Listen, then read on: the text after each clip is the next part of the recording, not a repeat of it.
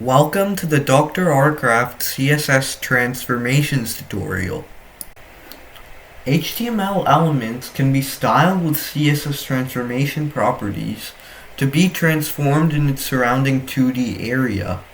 These transformations include rotating, scaling, and translating objects on the page. First, let's try writing some code for basic rotations.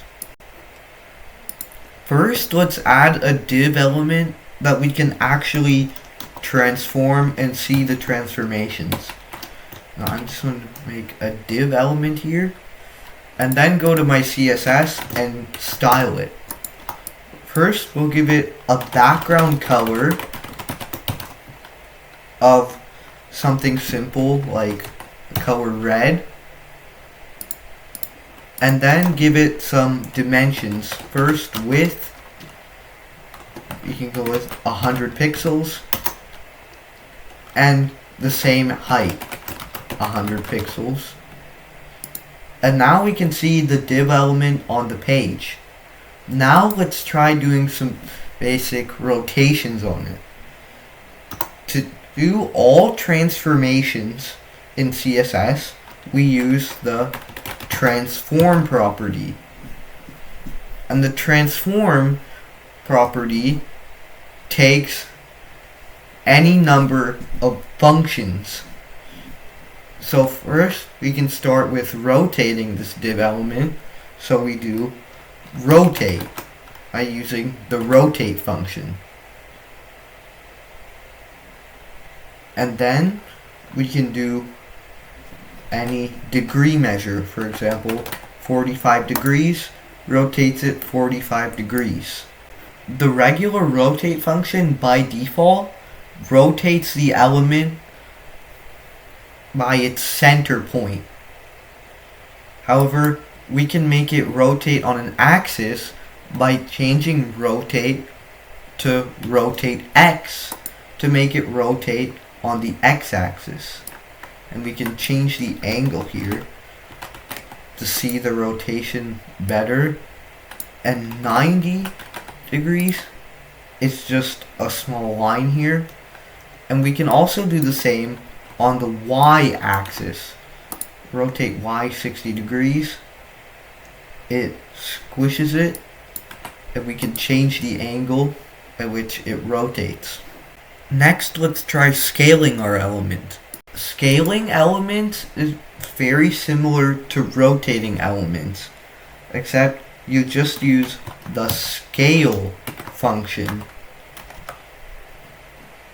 And then you can put a scale factor as a number. For example, 1 is the default scale factor, so nothing changes. But 2, and it's now double the size. It can also be a decimal, so that it shrinks. To more easily see this next part about scaling, I've changed the background to a gradient, and you can also input the scale as a negative number in order to reflect the object on both the x and y axis. So you can see the regular 1 scale factor, the red is at the top left and blue at the bottom right, and -1, it's now reversed. Along with this, if you want to have separate horizontal and vertical scale factors, then you can put 2 parameters into the scale function. The first one is the horizontal scale factor, and the second one is the vertical scale factor. So now it's been horizontally stretched because this number is above 1, and vertically shrunk because this vertical scale factor is less than 1. Additionally, if you don't like 2 parameters in this scale function, then you can separate them into scale x for the horizontal scale factor and scale Y for the vertical scale factor. And reflections also work with scale X and scale Y. So now with scale X, -1, then the element is horizontally reflected, and to vertically reflect it, use scale Y. Now let's learn how we can move or translate elements on the screen.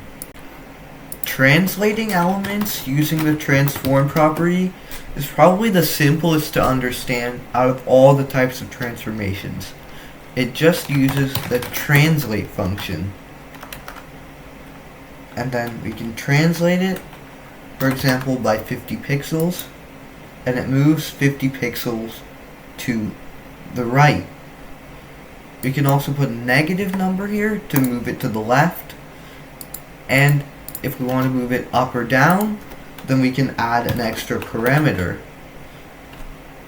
For example, 50 pixels down, and negative number makes it go 50 pixels up, and also makes it intersect this paragraph. And again, we can separate them to translate X and translate Y, and it gives the same result. And we can change the values just the same as the regular translate function.